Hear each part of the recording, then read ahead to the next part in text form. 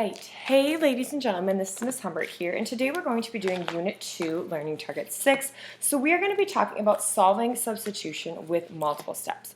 So yesterday, or on the previous note sheet, we just kind of did substitution where it was already set up. And now we're going to go a little bit more in depth into it in cases that maybe it's not quite set up for us and kind of what we need to do next. First of all, I want to talk about two things that can happen while we are using substitution. So one of them is that we could get infinitely many solutions. So what does infinitely many solutions look like? Well, if both of the variables cancel and what is left is a true statement, then we're going to call that infinitely many solutions, or IMS. Okay, so for example, if it had 3 is equal to 3, or 2 is equal to 2, or negative billion is equal to a negative billion, all of those are considered true statements. And when we took an example of when we're going to get no solution. So when we get no solution, that's where if all our variables cancel, but then it's a false statement, then we say that the solution, or that the system has no solution. So for example, if we had something like 2 is equal to negative 3, or 8 is equal to 6, all of those are not true statements, so those are going to be representing an example where it's no solution. So let's go ahead and let's just kind of put some of those into practice a little bit. So let's just take a look at number 1, which is similar to what we did yesterday. So x is equal to 2y plus 2. So we're going to go ahead and plug that in for x in the top equation. So I have my 3. I'm going to take x out, and I'm going to put 2y plus 2 in instead. So notice that I took the x out completely, and now I'm putting that 2y plus 2 in instead. And that's going to be minus 6y, and that's going to be equal to 6. So my first step is to distribute in that 3. So 3 times 2y is 6y. 3 times 2 is 6. And then I have minus 6y is equal to 6. Well, 6y minus 6y, those are going to cancel out. So then what I have left over is 6 is equal to 6. Well, that's a true statement. So that's infinitely many solutions. Feel free to abbreviate that as IMS, because writing out infinitely many solutions can take a while.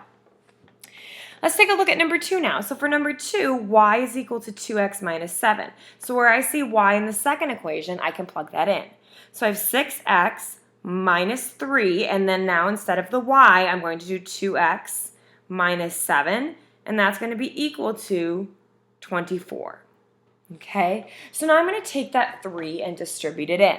So I'm going to get 6x, 3 times negative 2x is a negative 6x, 3 times a negative 7, since they're both negative, it's going to become a positive 21, and then that's going to be equal to 24. Well, I have 6x minus 6x. Both of those are going to cancel out. So then I'm left with 21 is equal to 24. Well, 21 is never going to equal 24. That's not a true statement. So we're going to call that no solution, which you can also write as NS. So that's kind of where you're going to see those and what that's going to look like as that kind of comes around. So here are some steps for solving systems by substitution when they're not set up for us. So this is going to be the biggest thing, is that you solve one of the equations for a variable. Okay, so that's going to be what we do next. Okay, so substitute that into the other equation. Steps 2 through 4 are what we have gotten through so far. Okay, we've done those already. Now we're just doing that extra step of solving for that next equation. Okay, so let's go ahead and let's look at solving this one. So the first thing I notice is that there is this x here that just pretty much has a 1 with it. Okay, so now we need to solve that. So since it's just a 1x, that makes it really easy to solve for. So I have 1x plus 2y is equal to 15.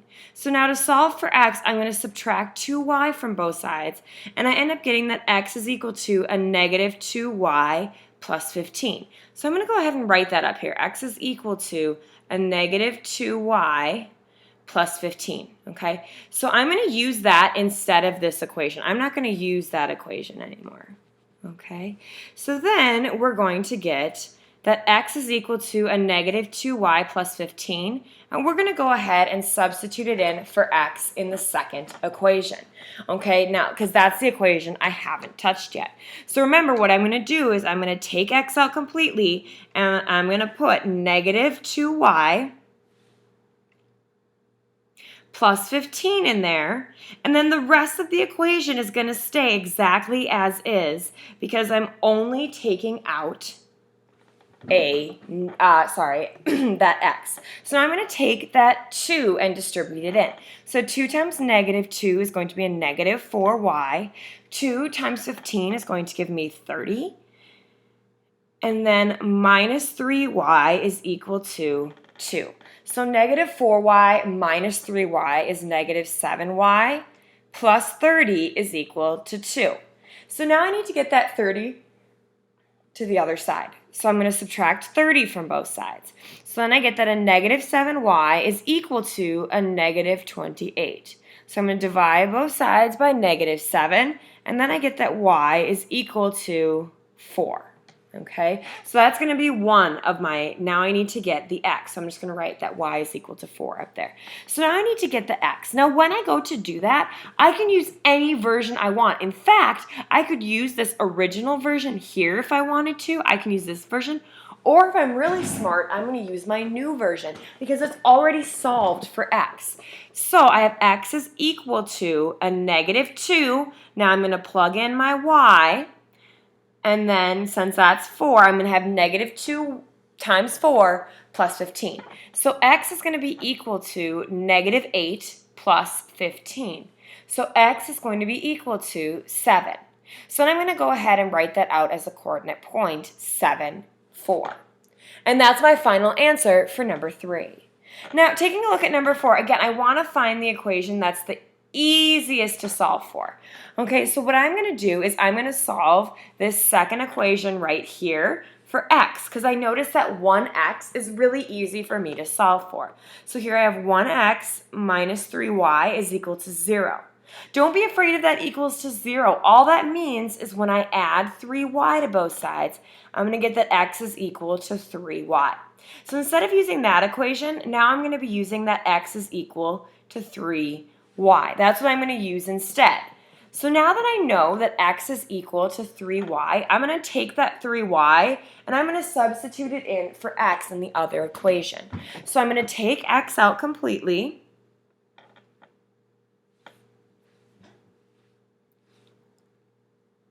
So I take x out completely and then I put in 3y. Okay, so 7y is equal to 26 plus 33y. So now I need to subtract that 33y over to the other side since it's positive. And then I get a negative 26y is equal to 26. Remember, your goal is always to get the y's on the same side of the equation, which is why I brought that 33y over. So now I'm going to go ahead and divide negative 26 from both sides, and I get that y is equal to negative 1. So I know that y is equal to negative 1, so I'll just jot that over to the side so I remember it. So now I need to plug it back in, and I can plug it back into really any version. But if you remember at the beginning, we solved for x here. So I have x is equal to 3y. So I can take the y out and put negative 1 in instead. So then I get that x is equal to a negative 3. So now I can write that out as a coordinate point. First my x, then my y. So my answer for number 4 is negative 3, negative 1. Okay. Now let's go ahead and let's take a look at number 5 and number 6. So number 5 is actually already solved for us, okay? So I can take that y is equal to 4 plus x, and I'm going to substitute it in for y up above. Since it's already solved for a variable, I don't have to go through that extra work of solving for a variable. It's done that for me. So now instead of writing y, I'm going to write 4 plus x. And then that's going to be minus 3x, or y apparently as I wrote it. 3x is equal to negative 4.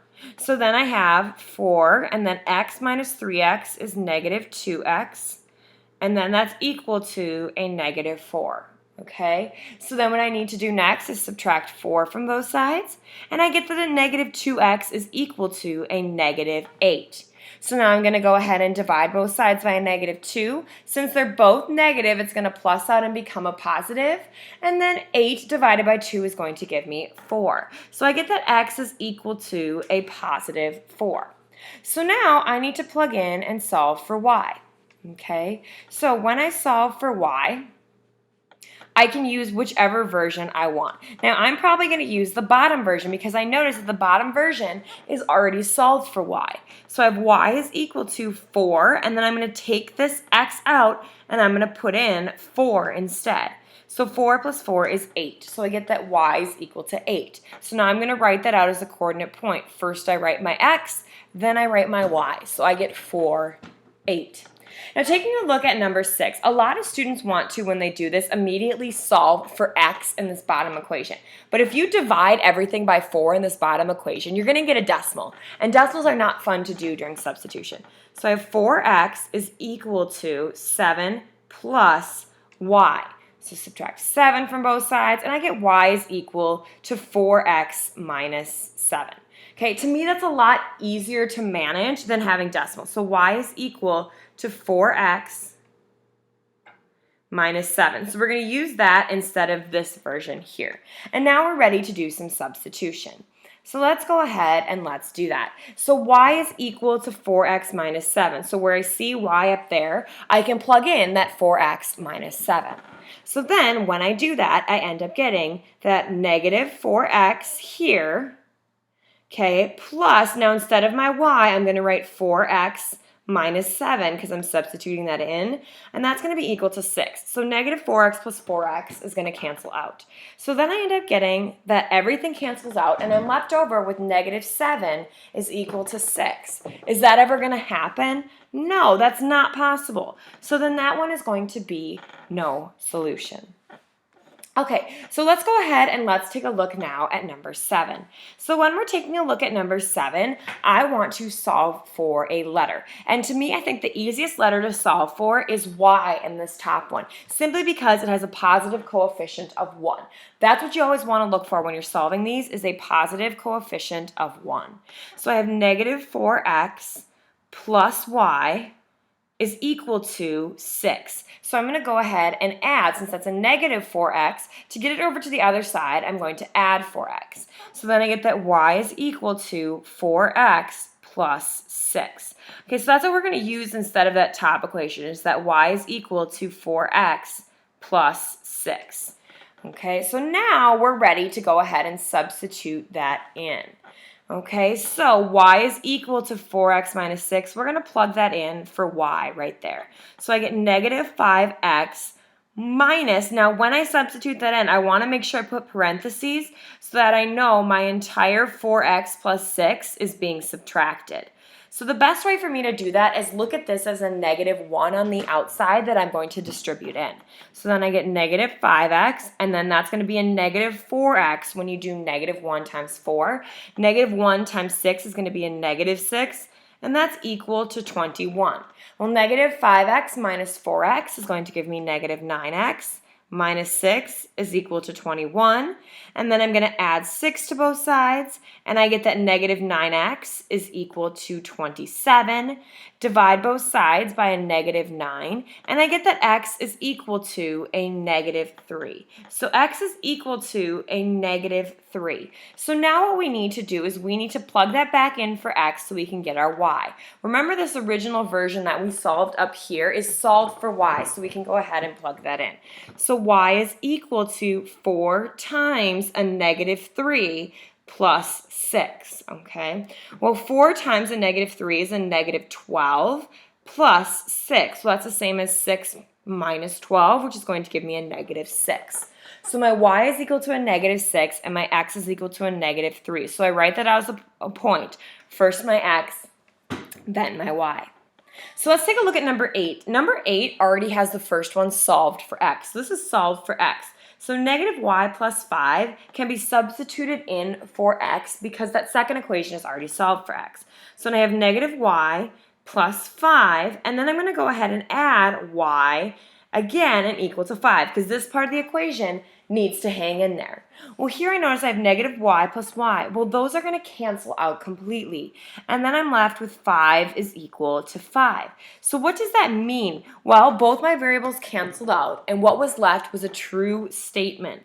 So that means it's infinitely many solutions, okay? So that concludes your note video for today. Thanks for listening.